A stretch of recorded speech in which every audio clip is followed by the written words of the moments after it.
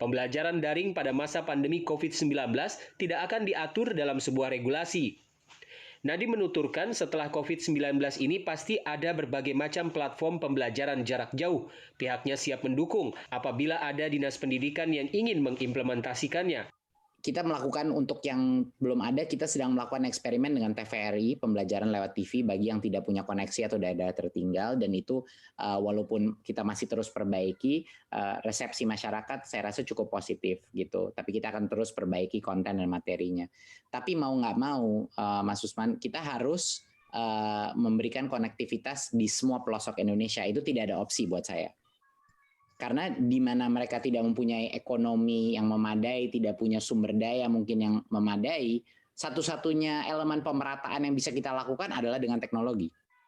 Gitu. Jadinya mau nggak mau kita nggak punya pilihan. Kita harus memprioritaskan konektivitas internet bagi seluruh sekolah kita di Indonesia. Dan itu membutuhkan gotong royong bahu-membahu, bukan Kementerian Pendidikan dan Kebudayaan saja, tapi berbagai macam kementerian lainnya.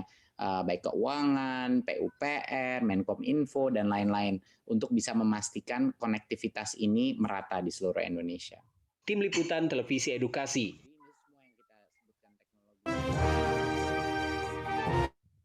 Ya, jelas ya berita dari Pak Nadiem Makarim, perkembangan untuk pembelajaran terutama yang daerah-daerah tidak ada sinyal, bagaimana mengatasi para siswa dan guru akhirnya harus masih tatap muka, bertemu lagi dan bertemu lagi, ya.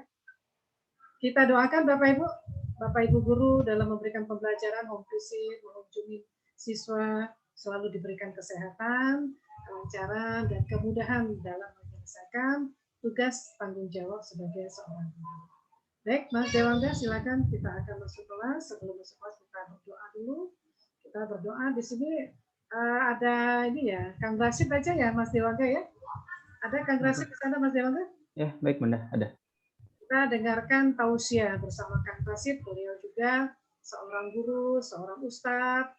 Beliau menyampaikan, yuk kita berubah. Berubah tidak ada orang lain kecuali diri kita sendiri. Kalau kita tidak merubahnya ya tidak akan ada perubahan. Kita dengarkan, silakan Mas Dewangga. Mari kita berubah, khususnya di masa pandemi COVID-19.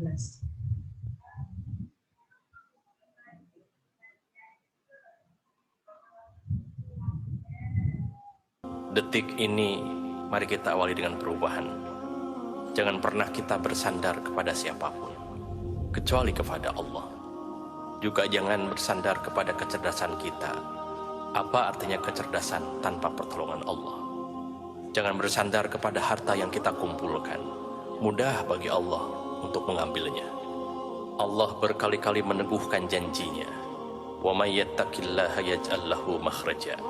Barang siapa orang yang benar-benar bertakwa kepada Allah, maka baginya jalan keluar dari setiap kesulitannya, jalan keluar dari setiap persoalannya.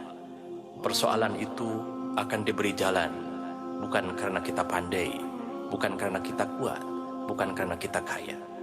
Justru jalan keluar itu datang buah dari ketakwaan kita. Mengapa orang yang pandai banyak yang sengsara?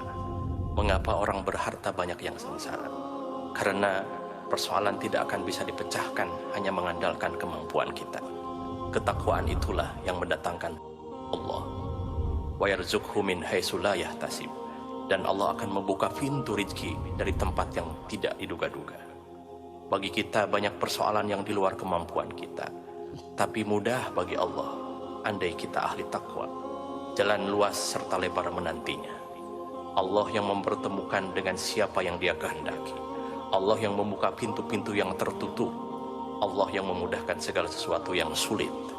Ahli takwa akan dimudahkan oleh Allah. Wa may yatawakkal 'alallah fahuwa hasbuh. Dan barang siapa yang bertawakal kepada Allah, akan dicukupkan segala kebutuhan lahir dan kebutuhan batinnya. Allah lebih tahu kebutuhan kita, melebihi tahunya kita kepada diri ini. Oleh karena itu saudaraku, jangan sok tahu kita menghadapi hidup ini. Berat sekali tanpa ketakwaan, berat sekali tanpa ketawakalan.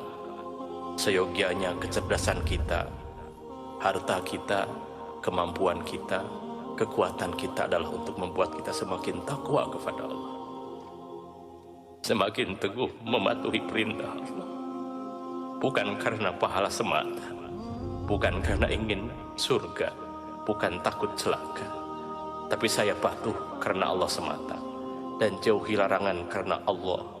Insya Allah itu lebih sebetulnya membuat kita hidup menjadi lebih ringan, jauh lebih indah, dan setiap persoalan yang kita hadapi akan diselesaikan oleh Allah yang Maha Agung. Tidak ada yang bisa diselesaikan tanpa bimbingan Allah Subhanahu wa Ta'ala. Amin, amin ya rabbal alamin. Ya Bapak Ibu, kita berdoa. Bu Eni kenapa sampai menangis, Bu Eni? Sampai di hati sekali ya mendengarnya, menyimaknya. Kita doakan ya Bu Eni, para kepala sekolah dan guru, teman-teman saudara kita yang kena musibah, masalah, sakit, semua datangnya dari Allah. Insya Allah Allah pun yang akan menyelesaikannya. Kita pasrahkan saja ya. Baik, kita bawa senang, kita bawa smile, bawa santai. Dokter berpesan hidup dibawa happy saja. Mangga, silakan Bapak Ibu, selanjutnya Mas Dewangga, Mas Arul, Mas Alfian.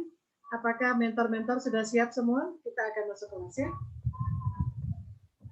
Ya, baik Bunda.